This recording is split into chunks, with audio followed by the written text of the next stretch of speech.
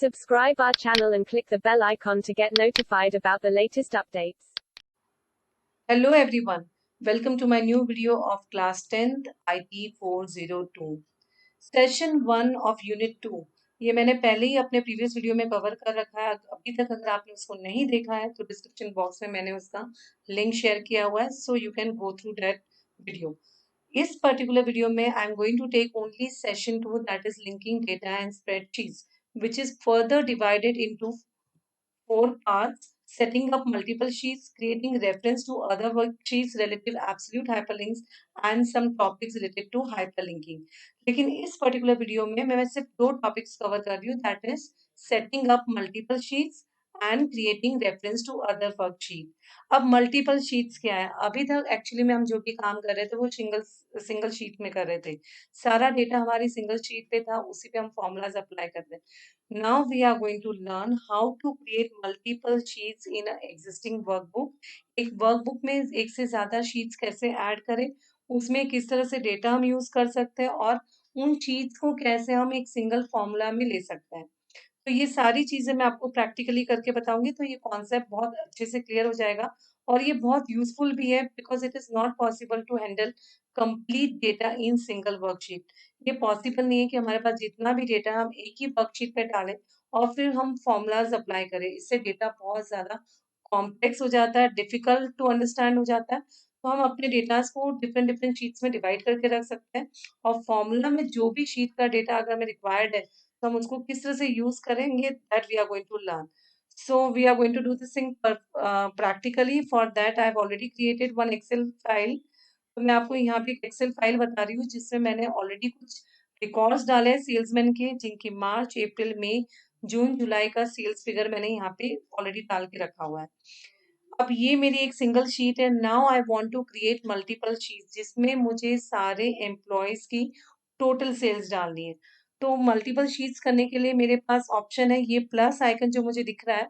जैसे ही मैं mouse cursor उस पर रख रही हूँ तो यहाँ पे आ रहा है new sheet. I am clicking on this button and one more sheet is added. Sheet 1, sheet 2. अब मैंने शीट तो ऐड कर दी, वैसे मैं जितनी चाहे उतनी शीट्स यहाँ पे ऐड कर सकती हूँ, but again it is necessary to rename it. अगर आप रीनेम नहीं करते तो आपको नहीं क्लियर होता कौन सी शीट में क्या है. तो मैं इसमें मेरी जो फर्स्ट शीट है जिसमें मैंने मंथ वाइज डेटा स्टोर कर रखा है, मैंने इसका नाम रखा month wise. Month wise data stored है. सेकेंड शीट में मैं इसका टोटल डालूंगी, तो मैं यहाँ पे इसको फॉर द टाइमिंग रीनेमिंग कर रही हूँ टोटल. तो यहाँ पे मेरी ये 2 शीट्स है, month wise and total. Likewise मैं कितनी भी शीट्स यहाँ पे डाल सकती हूँ. अगेन अगर मुझे कोई भी शीट ऐसा लग रहा है कि उसकी पोजीशन मुझे चेंज करनी है, that also can be done by simply clicking and dragging. आप ड्रैग करके किसी भी शीट को किसी भी पॉइंट ऑफ टाइम पे कहीं पे भी रख सकते हो. तो ये सारी चीजें आपको फ्लेक्सिबिलिटी देता है जिसको हम यूज कर सकते हैं. मंथ वाइज में मेरे पास सारे एम्प्लॉयज का सेल्स फिगर है. Now I am going to make use of this figures to make out the total amount of sales. तो मैंने ये शीट जो मेरी ब्लैंक है उसमें मैंने अब सिर्फ ये किया है कि मैंने सेल्समैन के नाम डाले हैं, जो मैं यहाँ से कॉपी करके यहाँ पे एज इट इज पेस्ट कर देती हूँ. तो मेरे सारे एम्प्लॉयज के नाम मेरे पास ऑलरेडी यहाँ पे सेव्ड है. यहाँ पे मैंने इसको पेस्ट करके ले लिया तो मेरे पास डेटा हो गया. अब मैं यहाँ पे चाह रही हूँ टोटल सेल्स निकालना, लेकिन टोटल सेल्स के सारा डेटा जो है वो शीट 1 में, that is month wise sheet में अवेलेबल है. तो उसमें मैं फॉर्मूला में किस तरह से यूज करूंगी, that is more important. For that I have taken here, ये तो हमें सबको ही पता है कि कोई भी फॉर्मूला एक्सेल में अगर हम यूज कर रहे हैं तो यहाँ पे मैंने इक्वल्स टू का साइन देना है. फिर हमें एक्चुअली उस फॉर्मूला का नाम लिखना है जो हम अप्लाई करना चाह रहे हैं. सम, एवरेज, मिनिमम, मैक्सिमम, काउंट, काफी सारे फॉर्मूलाज हैं जो हमें लिस्ट में ऑलरेडी अवेलेबल है, हम इसको यूज कर सकते हैं. Now we will open our round bracket and then without clicking anywhere I will go in month wise sheet where I will select the values. मुझे फर्स्ट एम्प्लॉय का मार्च से लेके जुलाई तक का डेटा सारा सिलेक्ट करना है. Again I will close my bracket here only. ऐसा नहीं है कि मैं टोटल में जाके उससे क्लोज करूंगी, मैं यहीं पे क्लोज कर दूंगी. Now I see in total that 92,000, that means all the values of Santosh from the month March to July has been added. वैसे ही मुझे सबकी ऐड करनी है तो मैं यहाँ पे सिंपली डबल क्लिक करूंगी तो ऑटोमेटिकली ये हो जाएगा। यहाँ पे सबसे इम्पोर्टेंट चीज है, ऑब्जर्व करने वाली चीज ये है कि इसने अपने आप ही उस शीट का नाम ले लिया month wise, and after month wise exclamation marks is given. So this way we can use data from multiple sheets. एक शीट में हमने सारी month wise salary sales amount लिख दिया, सेकेंड शीट में मैंने यहाँ पे टोटल कर लिया। Now accordingly if I want to give commission to my salesman, I have taken one more column commission.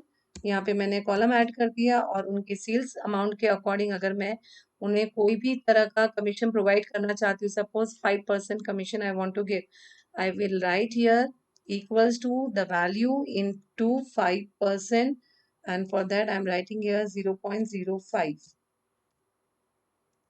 This way I can calculate commission. तो जो फर्दर कैलकुलेशन है मैंने इस शीट में कर दिया, उसमें सिर्फ मैंने रिकॉर्ड किया है सेल्स फिगर, यहाँ पे मैंने उनका कमीशन कर दिया। Now I can make out the total salary,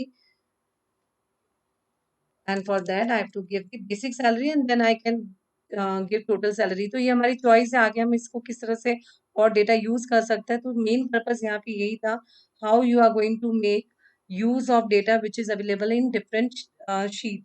ये तो हम एक ही वर्कबुक की तीन दो शीट्स की बात कर रहे हैं। सेशन 2 जो आप ऊपर हेडिंग देख रहे हो ये एक वर्कबुक है, और इस वर्कबुक के अंदर हमने अभी यहाँ पे तीन शीट्स ली है, मंथ वाइज, टोटल, शीट 3। अब मुझे शीट 3 की रिक्वायरमेंट नहीं है, I will write click on it, I can delete it. अगर आपको लग रहा है कि कोई शीट यहाँ पे हाइड करनी है तो आप हाइड भी कर सकते हो, बहुत सारे ऑप्शंस हैं। मूव और कॉपी भी कर सकते हो, किसी और वर्कबुक में भी लेके जा सकते हैं। तो ये बहुत सारी ऑप्शंस है जिसको हम यूज कर सकते हैं। तो ये तो हो गया कि हमने डेटा दूसरी शीट में से ले लिया, सेम वर्कबुक।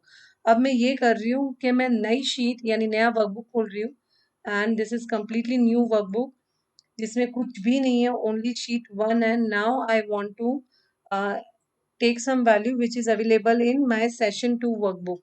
तो मुझे दूसरी वर्कबुक से डेटा यहाँ पे लेना है कैलकुलेशन के लिए। What I will do, I will simply write here, suppose same thing I am taking here total sales figure I want to, so I'm writing here total sales, and again I want values from different workbooks. So what I will do, again equals to for the formula sum, then will open my bracket, then I will move to the second sheet which is session 2. Now I will in this sheet and I'm calculating, selecting these values, closing my bracket and then enter. Now I see in my book 1 जो मैंने अभी नई work book ली है। अब इसमें एक चीज add हो गई है, सिर्फ अगर सेम वर्क बुक की शीट होती है तो हम उस शीट का नाम, एक्सक्लेमेशन मार्क और रेफरेंस दे देते हैं। लेकिन अगर वर्कबुक की चेंज हो गई तो वर्कबुक का नाम always will be in square brackets. अगर आप यहाँ पे देख पा रहे हो तो स्क्वायर ब्रैकेट में ये फॉर्मूला दिया हुआ है, वर्कबुक का नाम है, एक्सक्लेमेशन के पहले वर्कशीट का नाम है, और यहाँ पे वो सेल्स है। तो इस तरह से हम मल्टीपल वर्कबुक में भी डेटा वर्क कर सकते हैं, फॉर्मूलाज यूज कर सकते हैं, और डेटा हम एक से ज्यादा वर्कबुक से भी ले सकते हैं और एक से ज्यादा वर्कशीट से भी ले सकते हैं। तो ये दोनों कॉन्सेप्ट क्लियर हो गए, that how you are going to use multiple worksheets and multiple workbook. तो ये हमारा क्लियर हो गया। अब नेक्स्ट है creating reference to other worksheet. तो ये भी हमारा कंप्लीटली क्लियर हो गया कि आप रेफरेंसिंग वर्कशीट से कैसे करोगे जो कि दूसरी वर्कबुक में है या सेम वर्कबुक में। दोनों तरीके से मैंने प्रैक्टिकली आपको करके बता दिया है।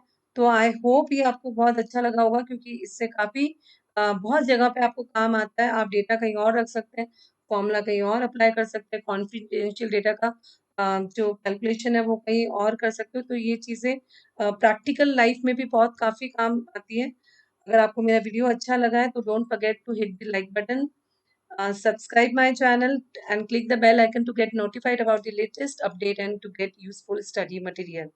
And if you have any doubts and suggestions, please write in comment section. Thanks for now. Bye.